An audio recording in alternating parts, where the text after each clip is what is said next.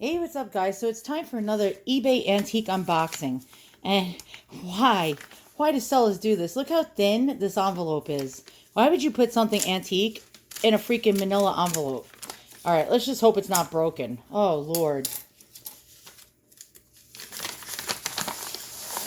Okay, and he didn't even wrap it.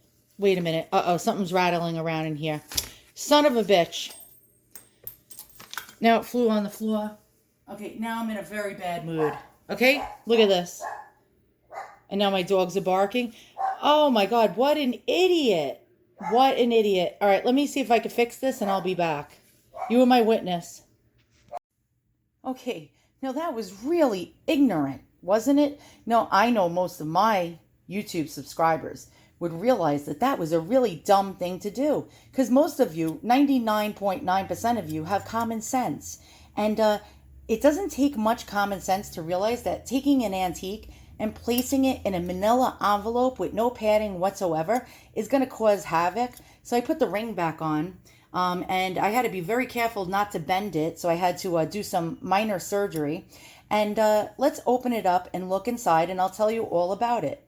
I'd love to show you inside, except for the fact that the clasp got bent, and yeah, during its travel in a manila envelope, and now I'm going to have to try to further fix it. How nice of that seller. The seller was so nice to add 16 cents in there for me. Maybe I shouldn't be so angry. And so what this is a change purse. And back in the olden days, for example, 15 cents in 1895 was equivalent to $5. So this would be equivalent to several dollars in someone's pocket without having to carry paper bills. And back then, money went a lot longer than it does now with inflation. So this 16 cents would have been a couple of dollars for some lady walking around, going to the market, maybe picking up a dozen eggs or a carton of milk. Well, no, they didn't have cartons. A glass bottle of milk. And this is actually German silver. And let me try to get in there to show you where it says Germany on it. And these cases were made somewhere between probably the 1890s all the way up to about 1918, 1920, and even as far as the 20s. A lot of times too, they would have a mirror in this section and another section for powder, and they would have bigger ones as well. This little loop that came broken would have a lady would have probably hung it by a ribbon from her neck, or she would hang this. This is known as a chatelaine, and she would have hung it from a chatelaine hook, or chatelaine, don't know if I'm pronouncing it right, from her waist, or she would have a little hook hanging from her belt on her dress. And so this has a spring action type of design, and you would push in and press down and push your coins in. So, my glove got caught. There we go. And there you go. And back then, of course, they wouldn't be these, newer coins. I just saw something with Germany. Here we go.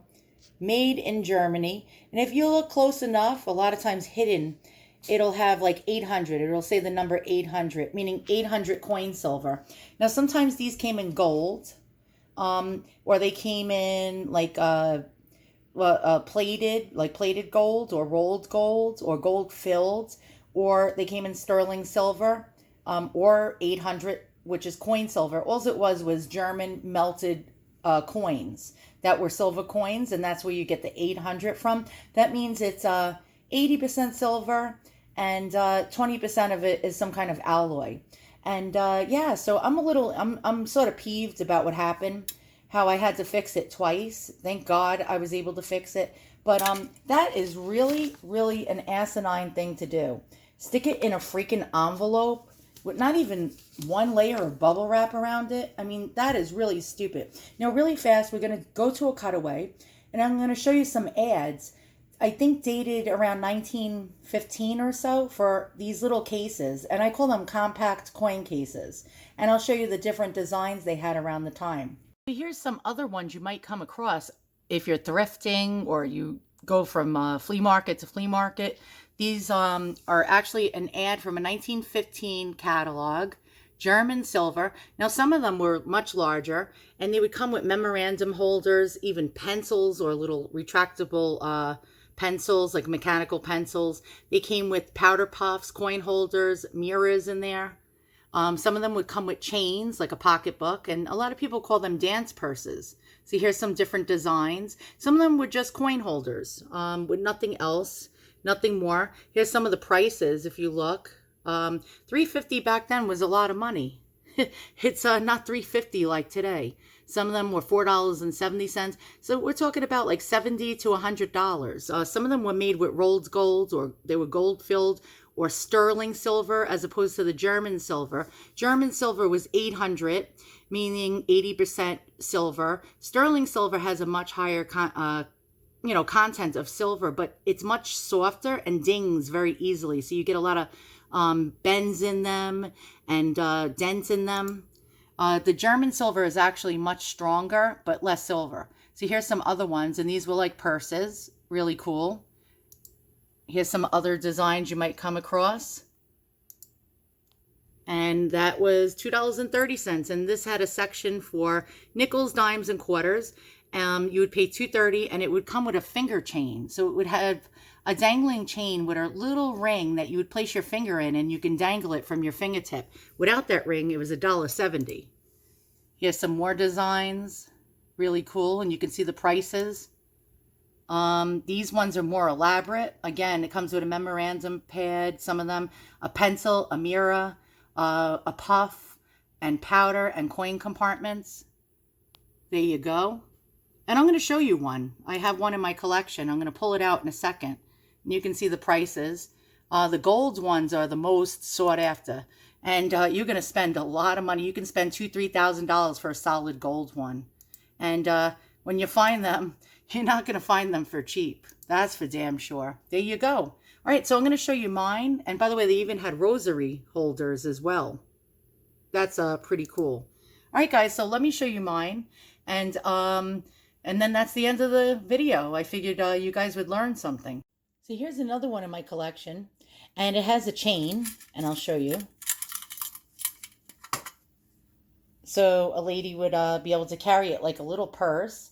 And this one is older. This one is older than the one that I have. And on the other side, we had the same design, which is really, really pretty. And it's almost like a compact purse. I call these dance purses. Let's open it up, because actually, before I open it up, ladies would take these to dances with them. And they would have everything they needed in one little box. And this actually came with an old print in it, which is quite cool. And this actually, these sections open up, and here we go. And you can place different things in different sections. Some of them could be calling cards. Over here, you put your coins in. One side is missing a coin holder, which is really no big deal. These things end up, you find them tattered. This side opens up as well. Let's open it. You open this side up, and you get a mirror. And sometimes there was like a section for powder. So this could have held powder in there. There would be a powder puff. Really, really cool stuff. And if you look close, it'll show you. Let's try to zoom in on here. It'll have like a name of a maker.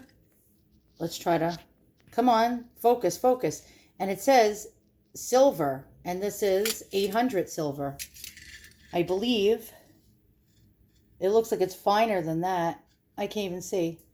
It says German silver. There you go. So a lot of Germans made these German coin silver little cases. And there you go. And then you would close this baby back up, and you would have you would be ready for a night out on the town. So let's just close it. And sometimes the catches go on them, but I always get this one closed. Sometimes it's because of the handle.